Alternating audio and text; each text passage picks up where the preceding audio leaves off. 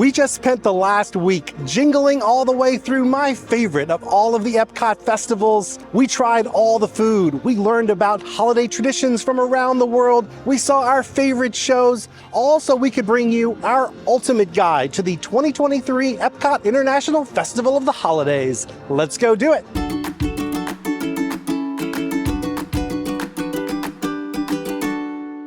Hi, ho, ho, ho, everybody. This is Rob with Ear Scouts coming to you from the most festive of all of the Epcot festivals, the International Festival of the Holidays.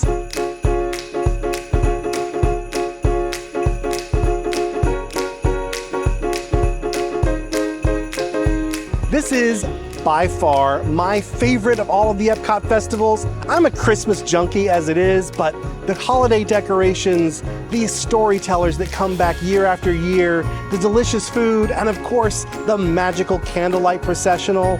There is so much to love about this festival, and I think it is the most special time of year to be here at Epcot. Unfortunately, there is no way you can possibly do everything there is to do for this festival in just one day. Heck, we've had a hard time fitting it into a full week. That's why in today's video, we're going to share all of it with you. The things that we think are must-dos, as well as the things that maybe belong on the naughty list. That way, you can choose which things you want to make part of your visit to the Festival of the Holidays. We got a lot to cover, so let's get to it.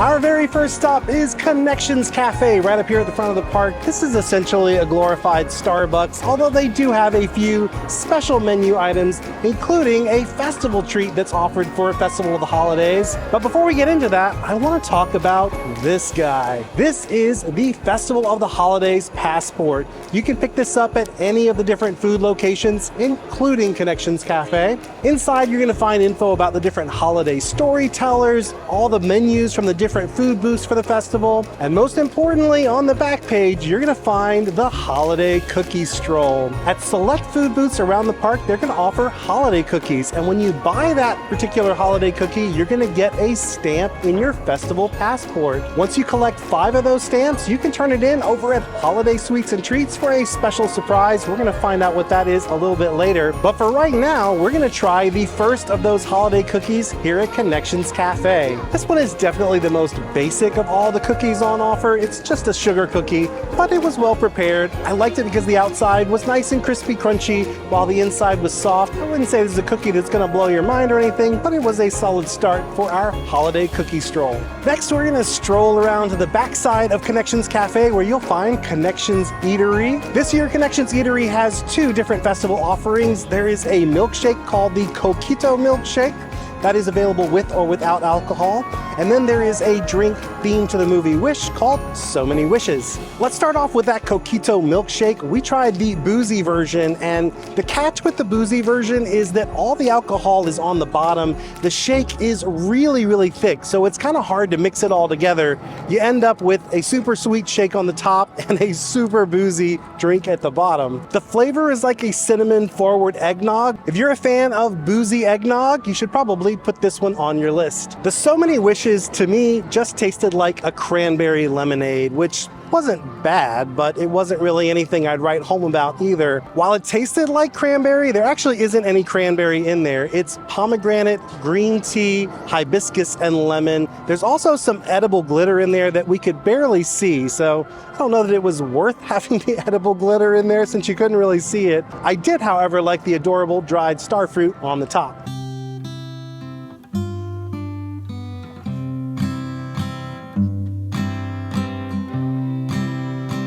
Our next stop is our first traditional food booth for the festival, Nochebuena Cocina. Normally, you're going to find a bunch of different food booths up here near Test Track, but this year for Festival of the Holidays, there's just this one. But you're not going to hear me complaining because this is actually one of my favorite booths at this year's festival. You're going to find some delicious Latin American flavors. There is a plant-based tamale with plant-based chorizo and cotija cheese. This one is a little sweet, a little spicy, but there's a bold, rich chili flavor and a lovely smokiness on the finish that pairs beautifully with that plant-based chorizo. I definitely recommend giving this one a try, even if you're not a plant-based eater. Next up is the pernil, which is a mojo pork dish served on top of tostones with a ketchup mayonnaise sauce. I was really pleasantly surprised. The pork was not overly salty, but it was beautifully seasoned. There was kind of a chimichurri type sauce on top along with that ketchup mayonnaise, which really brightened everything up. The cookie stroll item was a spiced chocolate cookie. I couldn't really taste much chocolate in this. To me, it's like they took the bare minimum of cocoa powder, threw it in there with some food coloring and called it a day. I didn't really taste much spice flavor either. To be honest, it was just kind of like a bland cookie with some sugary frosting on top. Of all the cookies on the cookie stroll that I tried, this one was the most definite skip. Put this one on the naughty list. They also have a ponche here, which is a traditional Latin American hot drink that's served around the holidays. Tastes kind of like a mulled cider with a little bit of orange in there. You could definitely taste those mulling spices. If you're here on a cool day, it's a great drink to warm you up and give you those holiday vibes.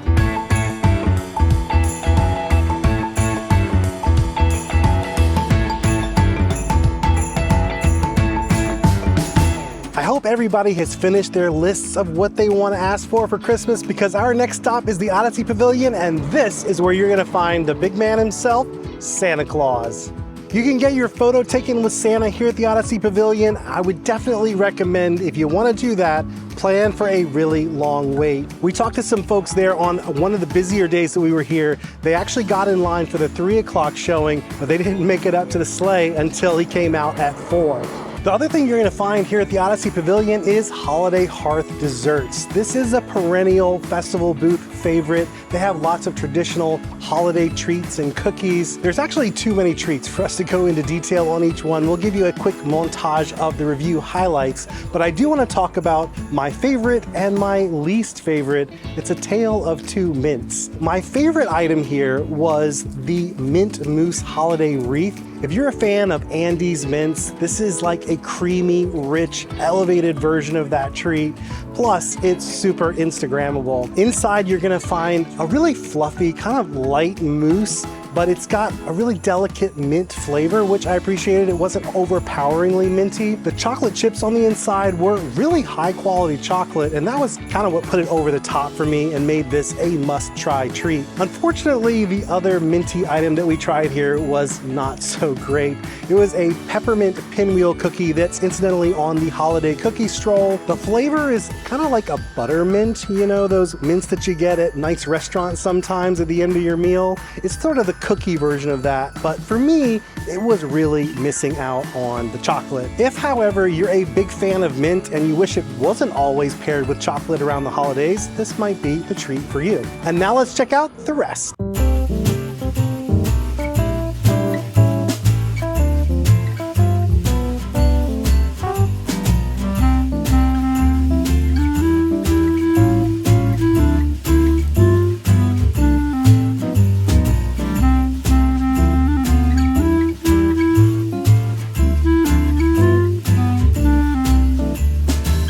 While we do have one more thing left to show you guys up at the front of the park, I want to wait until after dark because that is definitely the best way to experience it. So for right now, let's head on into World Showcase. The very first food booth you're going to encounter as you come into World Showcase is one that you might actually remember from the last festival. That's because Wine and Wedge, Char and Chop, Bubbles and Brine, and Swirled Showcase are all carryovers from the Food and Wine Festival. Those were actually opened late in the festival, and they were to celebrate the 100th anniversary of Disney. Well, since we're still celebrating that 100th anniversary, they've stuck around for Festival of the Holidays. We're not going to cover those food items again because we already talked about them in a previous video, but we will put a link to that video in the description down below. Our first and last food booth stop here at World Showcase is going to be Holiday Sweets and Treats. The reason it's going to be the last is because it's also where we're going to come back to redeem our Holiday Cookie Stroll passport for a free treat. First, let's talk about the food that is on offer here for purchase. There's really only one food offering here, and that is the peppermint sundae. I was not a huge fan of this. It's basically like the same chocolate soft serve you would get at any fast food restaurant with some whipped cream and crushed up candy cane on top. pretty basic. There's another reason why I don't recommend purchasing that, but we'll talk about that later in the video. We did try some of their hot chocolate offerings as well, though. They have a traditional hot chocolate, which is from Joffrey's. It was not great, to be honest. It was really saccharine, sickly sweet, and syrupy. I couldn't even finish the whole thing, and believe me, I tried. But they have some boozy hot chocolate versions that are actually much better. I think the reason the hot chocolate is so sickly sweet, though, is because they're really making it to stand up against those different liqueurs that they're adding for the boozy versions. I really did enjoy both of the boozy ones we tried. First, we tried the Screwball Peanut Butter Whiskey iteration.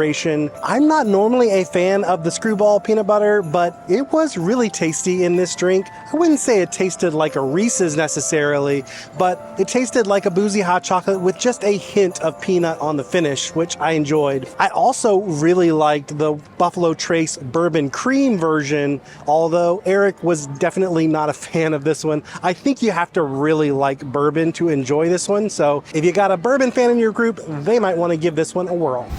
If your holiday playlist is filled with soul and gospel music, then you definitely want to make a stop here at the World Showcase Plaza for Joyful, a celebration of the season. I actually caught this show yesterday. It is one I enjoy every year. I'm always clapping along. We're going to show you that footage right now so you can see why this is a festival favorite that returns year after year. Have yourself a merry little Christmas. Let your heart be light.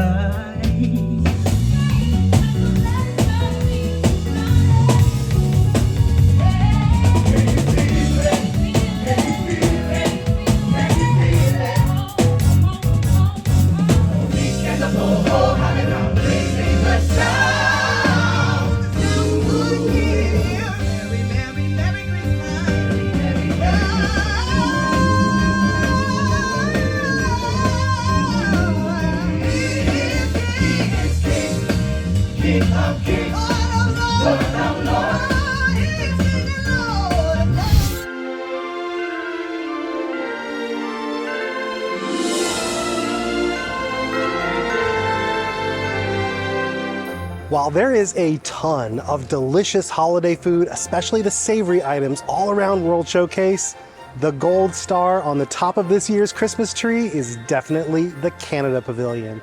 You've got two great food options in here for holiday treats. There's the Yukon Holiday Kitchen, which is their traditional food booth, and there's also Refreshment Port, which always serves up a special poutine for whatever festival is running. This year's poutine offering is basically Thanksgiving dinner in French fry form, and honestly, how can you go wrong with that, right? You've got turkey, gravy, cranberry sauce, and my personal favorite, the crispy onions that go on top. It kind of reminds you of that green bean casserole you get every year for the holidays. This one was a delicious poutine and one of my favorites year after year. Also at Refreshment Port, we tried the gingerbread milkshake. Let me tell you, the nutmeg is strong with this one, and I personally was here for it. I couldn't really taste the booze, but you definitely got those holiday spices. To me, it almost tasted more like an eggnog than gingerbread, but I was okay with it. It was really, really delicious. The biggest surprise for me this year, though, was Yukon Holiday Kitchen. I know this is gonna sound weird coming from me because I do not love fish, but one of my favorite things at this festival was the salmon dish here at Yukon Holiday Kitchen. The salmon was tender, flaky, it had a little hint of smokiness. It wasn't fishy at all, which of course I appreciated. But the best thing about it was how all the flavors came together. You've got to take a bite with that sweet potato puree and the fennel arugula salad. When you put it all in your mouth together, it just sings, and it was one of the best things at this festival. Not only did we think so, whenever we encounter folks, I always like to ask them what was the best thing that you've eaten, and a lot of people mention the salmon here at Yukon Holiday Kitchen. Another standout was the Buff Bourguignon. The beef was fall apart tender, and that burgundy sauce was out of this world. I've even made the Julia Child version multiple times, That one is the recipe to beat, and this one came pretty darn close. It might have even been better. But we do have to put something on the naughty list, and it's gonna be actually the holiday cookie stroll cookie. We were kind of split on this one. Eric did like it, and I agreed with him that this was a big improvement over last year's Snickers Snickerdoodle cookie. My problem with it this year, though, honestly, was this was not a Snickerdoodle. To me, Snickerdoodle is all about that cinnamon flavor. There was not a hint of cinnamon. It almost tasted like a peanut butter cookie that didn't have quite enough peanut butter in it. I think what they were going for was more playing with the name of a Snickers cookie and calling it a Snickerdoodle, even though it wasn't technically a Snickerdoodle. While it wasn't the worst of the cookie stroll cookies, to be sure, I wouldn't put it in my top 3. There's also a festival holiday shop here that specializes in Hanukkah merchandise. What I love about the Hanukkah merch this year are the ears and the lounge flies. There's a little button that you press, and with each press, it lights up additional candles on the menorah. But no visit to the Canada Pavilion during the holidays would be complete without listening to the Canadian holiday Voyagers. They come back year after year, share different traditions of the holidays from across Canada, and of course, all those traditions include some hand clapping, foot stomping, great holiday classics. Let's go take a listen.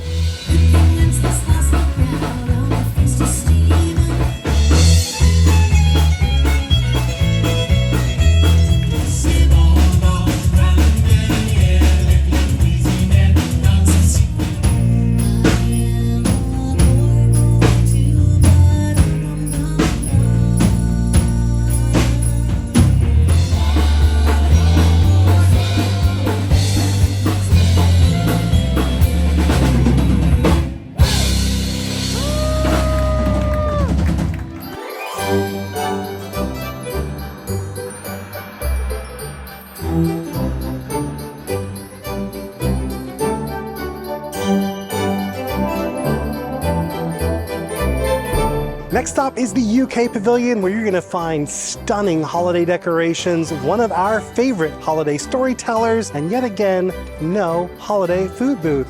What's up with that, Disney? There are some amazing holiday treats that come from the UK. Where's our figgy pudding? We won't go until we get some. Well, we will go because we have a video to make, but next year we want some figgy pudding. Before we leave the UK Pavilion, we're definitely gonna catch Father Christmas because he's one of our favorite holiday storytellers. But the other thing we're gonna try to catch is Olaf, because it is time once again for Olaf's Holiday Tradition Expedition Scavenger Hunt. The idea behind this is you're going to find Olaf hidden in various countries around the world showcase. You're going to see a holiday tradition that Olaf is showing off. You're going to match that holiday tradition to the stickers that are on the back of your map. Flip it over, place the sticker where it belongs on the appropriate country, and at the end of the day, you can trade this in for a special treat at several of the gift shops around the park. We're gonna find Olaf as we go around making this video today, and then we will show you what that surprise is at the end of the video. But for now, let's go say hi ho ho ho to Father Christmas. We gather today to toll the devil's knell. One stroke for every year since the birth of Christ. Now, let's see, where was I? 65, 66, 67. I beg your pardon. What year might this be? 2023, you say? There is the one. Soon. That means I must ring this blessed bell 1,956 more times. We'll return to this a bit later. Now, my friends, will you please join Alejandro and me as we sing the traditional Welsh carol we all know as... Jingle, no. Jingle bells is not Welsh. Isn't even English. Comes from New Jersey or something. Deck the halls. La la la la la la la la. To roll the ancient Yuletide carol. La la la la la la la la. Well done, my young friend.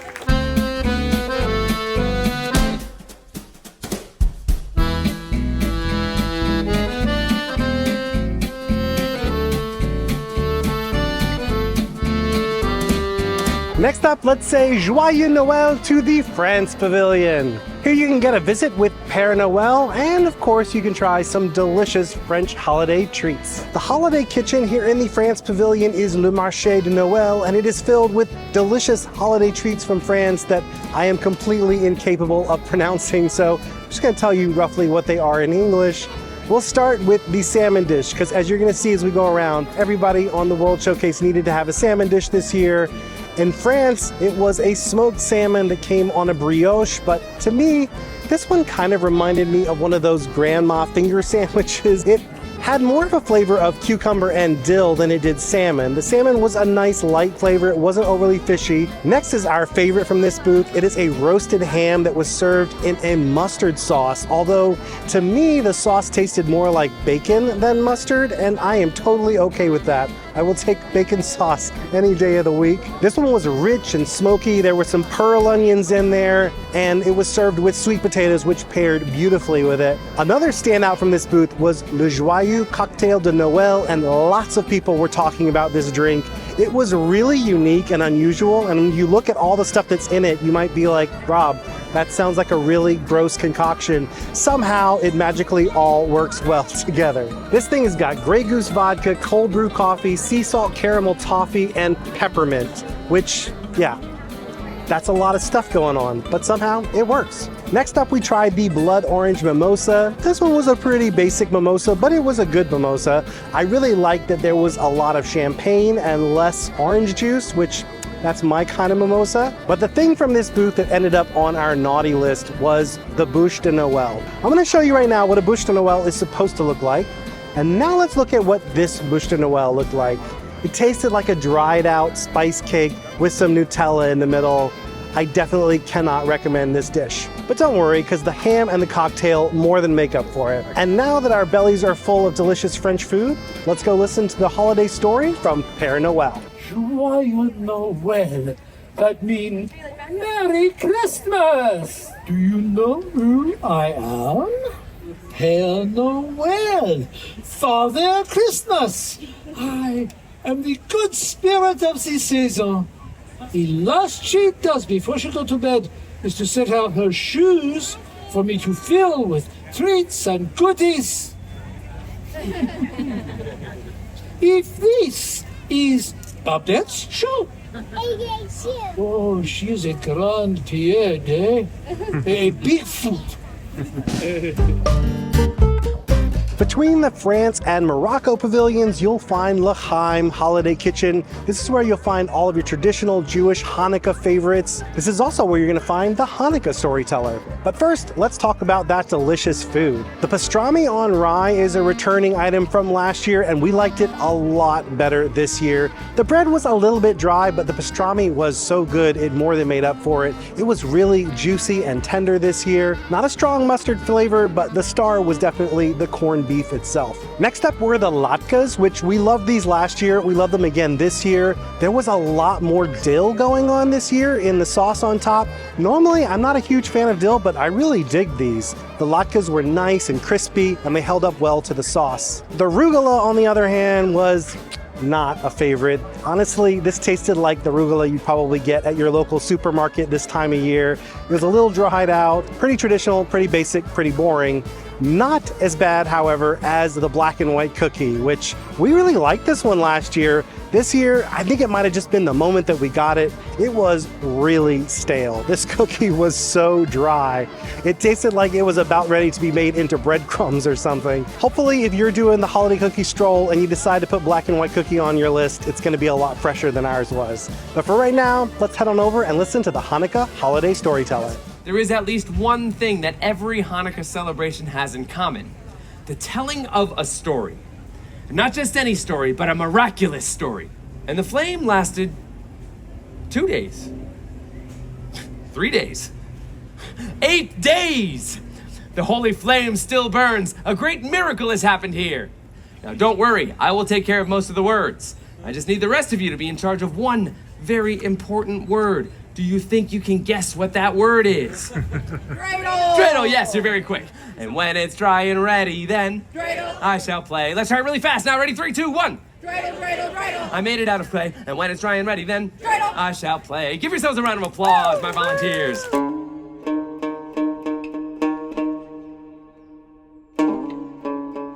You won't find a holiday storyteller here in Morocco, but you will find one of the scrolls that are included in each of the World Showcase countries. Be on the lookout for these because they do teach you more about the different holiday traditions in that part of the world. The scroll here in Morocco talks about the traditions of Ramadan. As far as food in Morocco goes for this festival, I've got good news and bad news.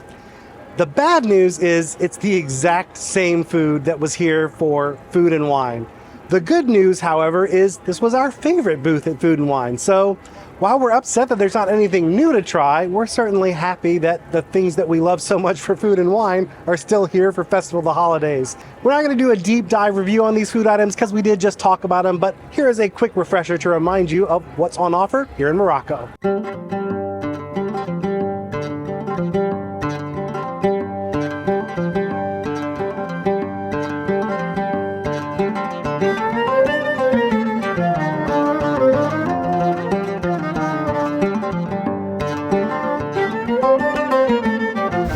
Next stop is the Japan Pavilion, where the celebration is for New Year's. I want to show you guys a little secret that a lot of people don't realize when they're coming to festivals here in Japan. When you get your food at the festival booth and you look around, it seems like there's not a good place to sit. Don't sit near the food booth. You actually want to come back up here into this Zen garden area, and that's where there's a great seating area that a lot of folks don't know about. You can pretty much always get a great spot to eat back here. Now let's talk about the food here in Japan. Shiwasu Holiday Kitchen features New Year's favorites. Probably the most traditional New Year's meal in Japan is soba noodles. We were a little bit split on this one. I really loved it. Eric was less of a fan. We both agreed, however, the broth was delicious. I also love the texture of the soba noodles. Next up is a returning favorite, the sushi tree. Eric assured me that this was really good sushi. I can tell you the spicy mayo on top had a really nice kick to it. Eric had this last year and he loved it last year. He actually said this year was even better. If nothing else, it's really, really cute. For dessert, we tried the sweet potato mochi cake. This one had a really great texture. It was mildly sweet. Although we all kind of liked it, none of us who tried it really loved it. I wouldn't say this is a must-do, but if you've never had mochi before, it is a nice thing to try, especially for the texture, which is really unique. We also tried the Ichigo milk boba, which instead of being a boba tea, was actually based around a soft drink from Japan.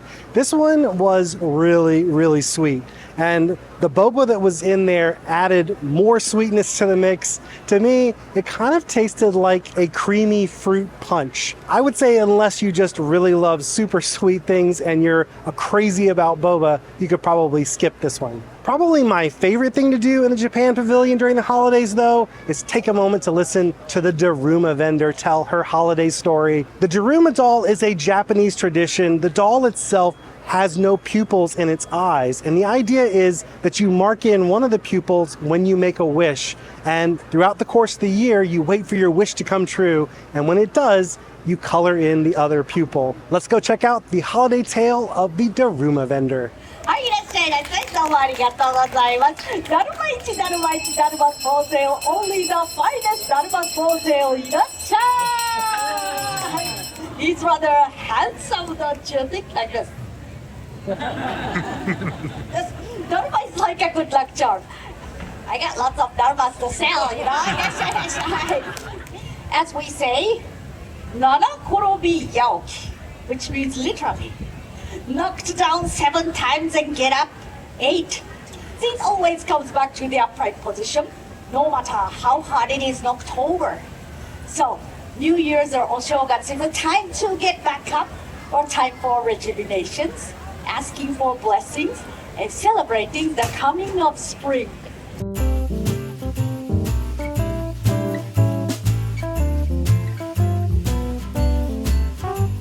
The American Adventure Pavilion is double the fun during the holidays. There's not one, but two places you can get holiday treats. There's also two really big holiday shows that happen in this pavilion. Let's start out by talking about the food. There's a holiday treat on offer at the funnel cake shop. Pretty much all the festivals now, they're gonna do a festival funnel cake, and lately they've been some of our favorite treats. This one was no exception. This year's offering was a holiday cinnamon celebration funnel cake. It's a cinnamon flavored funnel cake with some cream cheese frosting in there and some gold dust on top. To me, it tasted like a churro dipped in cream cheese frosting, and that is basically as delicious as it sounds. Next door at the American holiday table, they have the classic holiday meal, turkey with gravy and stuffing, cranberry sauce, and mashed potatoes. The turkey was really good this year. It tasted like a true roast turkey, whereas last year I felt it tasted a little bit more processed. But the star of the show, believe it or not, was the mashed potatoes. There was just a hint of truffle oil. It wasn't overly truffly, but it was enough to really elevate it and make it a special dish. The next entree we tried there, I'm gonna give it credit for being huge. This was a massive meal. It was a lot of food, but neither Eric nor I really liked it very much. It was a blackened catfish. So it wasn't overly fishy, which I appreciated, but the seasoning that was on it was not great. It was super salty, and the spices just kind of tasted like spices that have been sitting in the kitchen drawer for a little bit too long. It just didn't have a nice fresh flavor. And America is also a stop on the holiday cookie stroll. This one is kind of obligatory. You gotta have a gingerbread cookie on a holiday cookie stroll. Unfortunately, it's cute, but not all that tasty. I think this one was all about being an adorable, photographable cookie and not so much about being a delicious cookie. It was a little bit dry and didn't have the best flavor, but it was fine and it was cute. But at this pavilion, the star of the show is not the food. The star of the show are the shows themselves. Over in the American Adventure Rotunda, you will find the Voices of Liberty singers. This time of year, they're always doing holiday choral music, and it is beautiful. But you know what else is beautiful is their outfits. They are decked out in Dickensian caroler chic. But you can also see the Voices of Liberty across the way at the America Gardens Theater. This show is the most iconic show pretty much in all of the different Disney park shows. The Candlelight Processional actually began with Walt back in Disneyland. This was one of his favorite things that was done year after year, and that tradition has continued here to Disney World at Epcot. What I love about this show is they involve the cast members. The choir that you'll see are made up mostly of cast members, and then that central section are the Voices of Liberty. Unfortunately, Disney has made a really big change this year that honestly, I don't think anybody's gonna be super happy about. It used to be that Disney would reserve the first few rows of seats for what they called the Candlelight Processional dining package. If you made a special dining reservation that cost a little bit more than a normal dining reservation, you would get these reserved seats at the front of the theater. Unfortunately, this year, they have made it so that almost all the seats in the theater, really up until the last few rows, they're all dedicated to that dining package. The reason this isn't great for the folks who don't have the dining package, of course, is even if you wait, you're not going to get a great seat, which is unfortunate. But what makes it even worse is even if you get the dining package, because there are so many seats that are reserved for that dining package, you still have to get there super early if you want to get a great seat. I don't love this change. I don't think the people who are doing dining package probably love this change. So I really do hope that Disney goes back to having a more normal number of seats set aside for that dining package. But just know, if you're coming here and this is one of your favorite things to do, and it should be, you're either going to have to spring for that dining package or you're going to have to plan to sit further back even if you wait for a good seat. Once the sun sets, we're going to come back and check out the Candlelight Processional because we have to do that one every year. But for right now, we're going to head into the Rotunda and check out the Voices of Liberty. Here they come, let's all sing along on jingle bells, jingle jingle all the way. Oh, what fun it is to ride in a one-horse open sleigh. Yay! Taking steer is right. What fun it is to laugh and sing a sleighing song tonight. Days long ago, one for each night they will share a sleigh.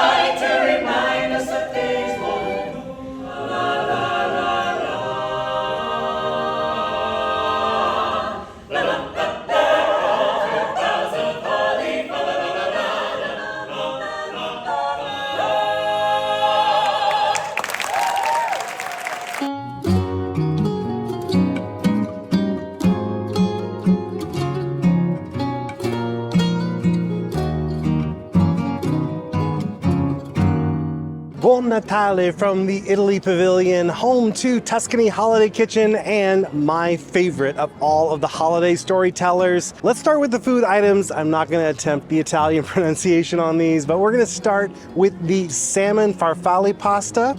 This is pasta with a cream sauce. It was very nice and al dente. I appreciated that the salmon was not too fishy. It had a nice smoky flavor. Unfortunately, I did not enjoy the next item on the list, which was a deep fried pizza dough that was topped with a pomodoro sauce. The problem I had with this one is the pizza dough was supposed to be crispy because it was deep fried, but once they added that pomodoro sauce, it kind of made everything a little bit gummy on the outside after it sat for a bit, and I think ours had been sitting for a bit. That is one of the big problems you're going to find at all the different food booths at these festivals. Sometimes things are made very fresh to order. Sometimes things have been sitting for a bit. So you definitely want to take all the food reviews that we're giving you in this video and that pretty much everyone on the internet is giving you with a little bit of a grain of salt, because consistency is definitely always Disney's biggest problem with these events. Maybe yours would be better when you had it. Maybe it would still be nice and crispy, but ours was just all gummy on the outside and we didn't really dig it. On the other hand, there was a sweet version of this dish that was rolled in cinnamon and sugar. That one was nice and crispy and we really liked it. Last but certainly not least, there is a delightful flourless chocolate cake. This one is simple, but it is the perfect treat for the chocoholic in your group. We also tried the red Italian sangria. This was a little bit on the sweet side. I wished it had some fruit in it, but all in all, it was an okay sangria. Nothing to write home about though. If you do want something to write home about though, I definitely recommend checking out La Befana, the holiday storyteller here. In case you're unaware, the person who comes to bring gifts to the Italian children at Christmas time is actually a witch, and her story is kind of heartbreaking and beautiful, and I absolutely love it. We're gonna give you a taste of it right now. Buon Natale! My name is La Befana, and I am a witch. Oh, La Befana, you're pazzo. You're crazy. Camels, stars, strange men in the middle of the night. That is never a very good idea. Huh? So I say to these men, no, I am sorry, but La Befana, no, she cannot come with you. For more than 2,000 years, I am searching for the Yesu Bambino, for the Christ child. And I look into the faces of all the children, and I think to myself, what if it is you?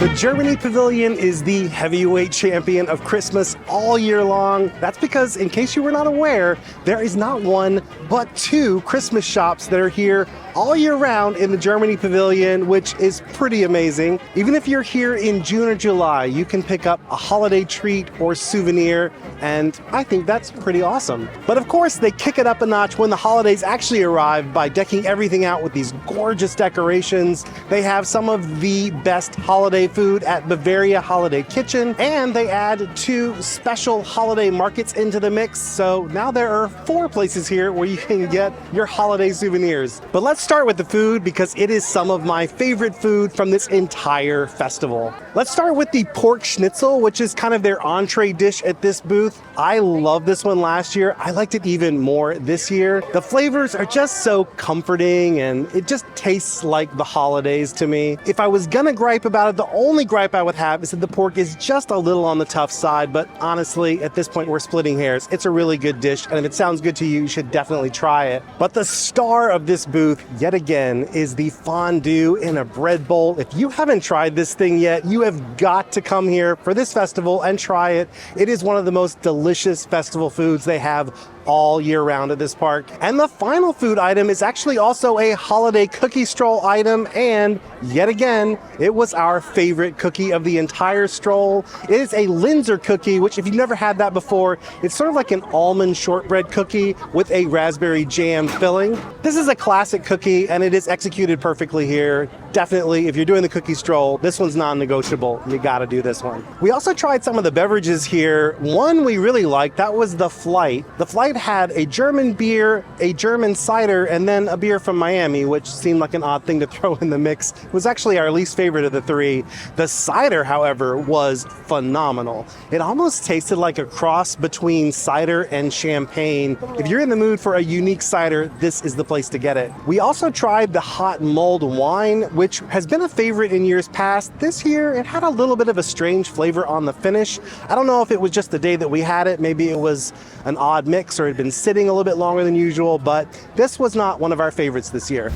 In between Germany and China, you will find Refreshment Outpost, which is essentially the stand-in for Sub-Saharan Africa. As they have during the last several festivals, they are offering some plant-based options on their menu. The featured item this year is a peanut stew, and while I normally love the stews that they have here, this one I just felt like was a little bit of a miss. This is definitely the spiciest option at the festival, and while I normally like spicy things, for this, it just had an overwhelming flavor of like spicy peanut butter, which was a little bit odd with the greens and the rice. Normally, I love what they come up with here. This year, I just wasn't a huge fan. They also had a Dole Whip option on the menu for the festival. It's a raspberry Dole Whip. Most Dole Whips are plant-based. This one is as well. To me, it doesn't taste as much like raspberry as it did raspberry-flavored bubble gum. What I love about the Dole Whips is usually they have a very fruit-forward flavor. They kind of taste like a sorbet. This one definitely tasted more like candy to me. We also tried the cocktail that was on offer here. It was kind of like a chai Moscow Mule, which sounded really good. It seems like chai and ginger flavors would go nicely together, but I feel like this one really needed some dairy in there, which I get they're not doing because this is the plant-based stop, but it was a really strong flavor of spices and ginger, and I felt like it needed some creaminess to balance it out. As much as I hate to say it, because normally this is one of my favorite stops, I feel like this whole booth ended up on our naughty list this year.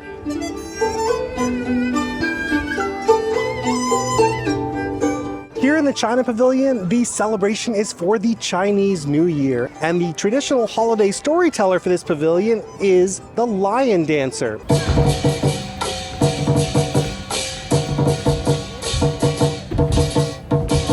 The lion is tired from eating and jumping and tries to take a cat nap.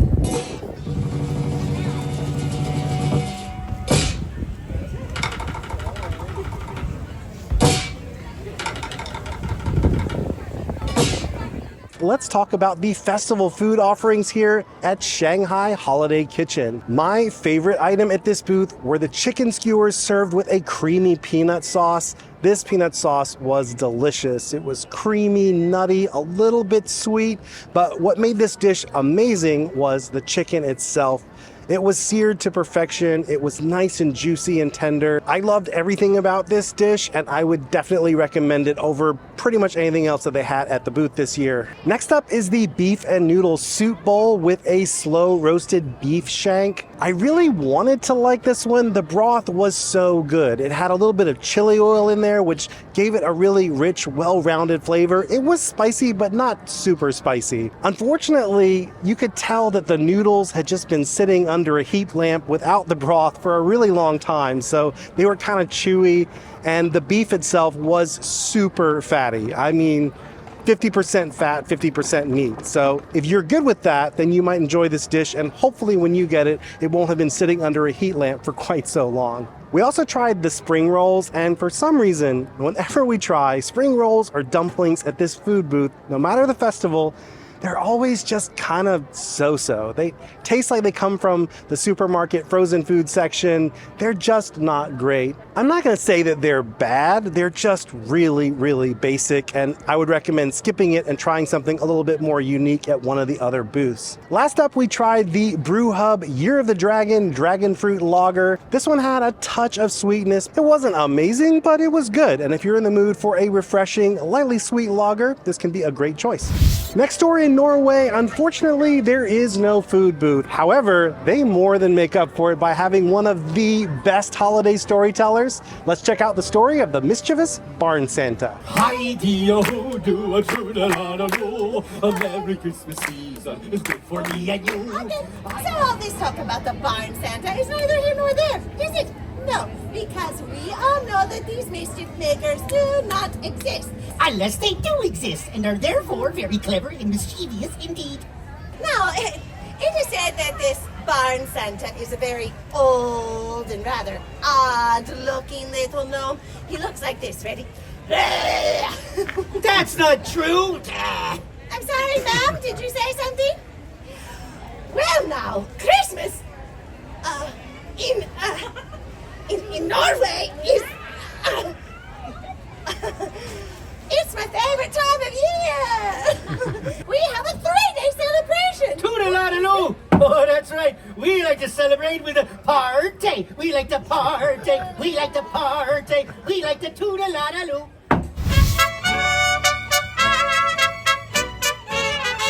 Feliz Navidad from the Mexico Pavilion, where everything is all about Las Posadas.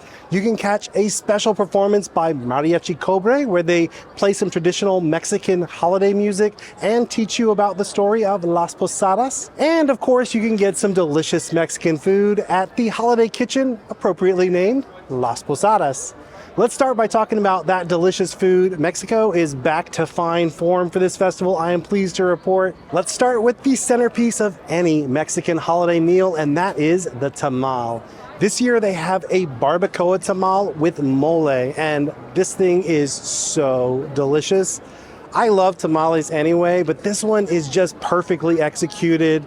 The masa is rich and moist. The barbacoa was perfectly seasoned, not too spicy, but had lots of flavor, and it was very tender and juicy. But the star of this one is the mole. If you've never had mole before, it's made from a bunch of different Mexican spices. There's also usually dried fruit in there and often some chocolate. This one was a little bit more dried fruit forward, which I loved as a holiday dish. It tasted like the holidays to me. Next up is the giant tostada with chorizo and black beans. This one is bursting with flavors. I love the black bean puree. It had a nice richness to it. Of course, the chorizo brings a delicious, spicy, meaty punch. And there were 2 different kinds of salsa that added a nice little kick, but they were balanced out by that Mexican crema. If I had to pick between the 2, I think I liked the tamal a little bit better, but these were both really delicious dishes. For dessert, they have a churro that was a good churro, but it's definitely not the best you can find here at the Disney parks.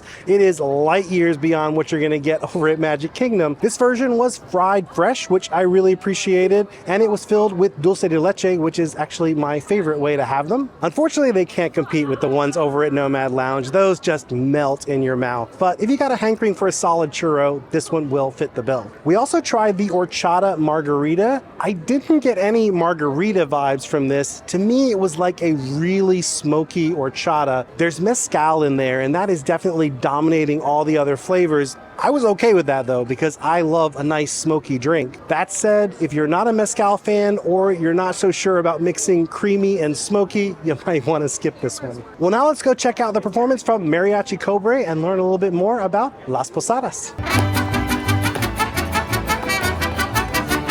Whenever you hear this melody, there we go, just like that.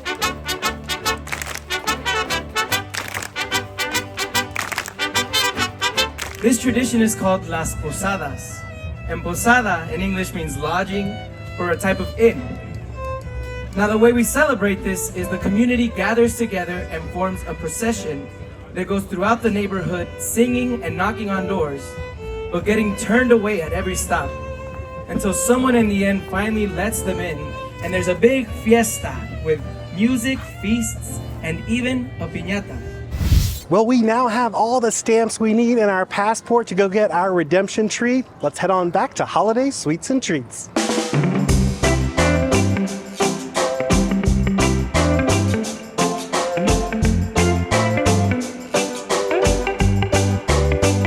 I'm not normally a fan of these really cute cookies that they do as the prize at the end of the holiday cookie stroll, but this year it's really much improved.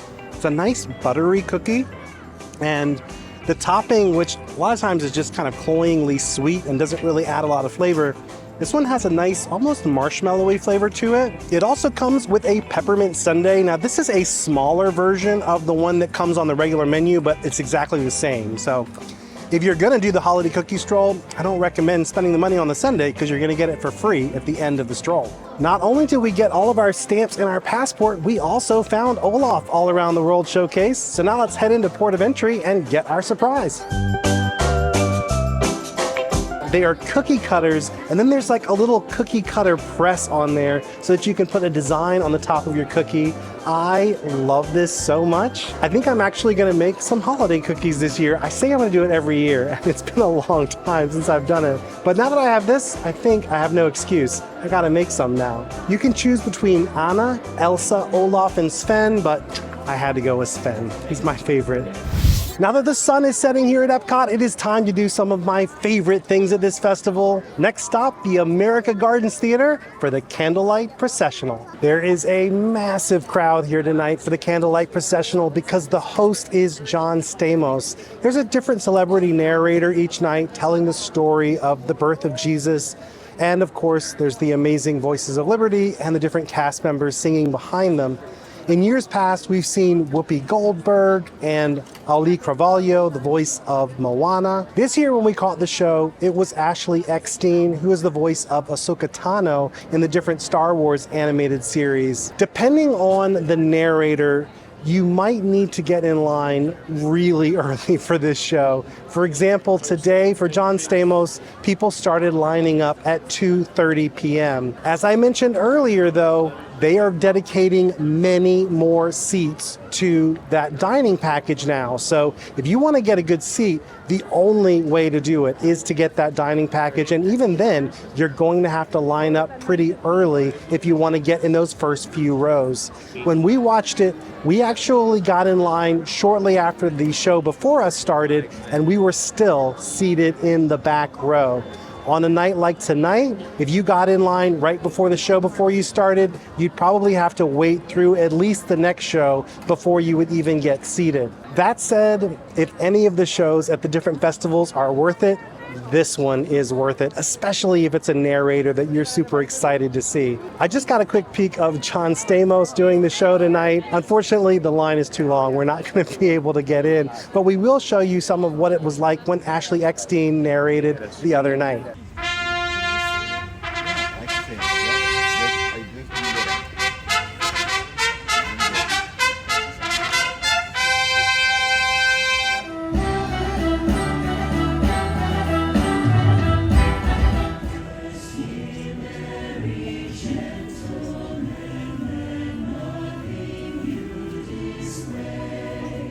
And the virgin's name was Mary. And he came to her and said, "Greetings, O favored one, the Lord is with you."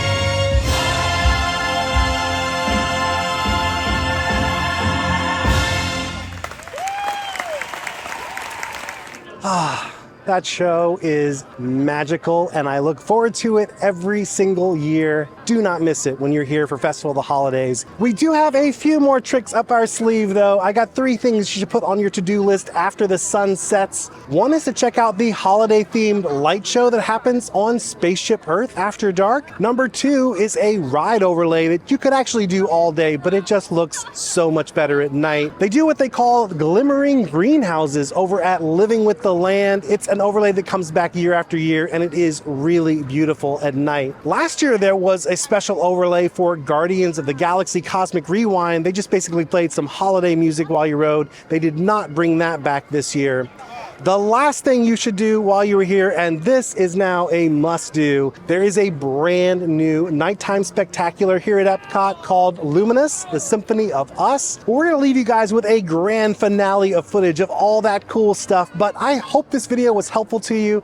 I hope it helped you decide what you want to do when you're here for Festival of the Holidays. If it did, give this video a like, subscribe to our channel, and then ring that bell. That way you'll be notified whenever new videos like this come out.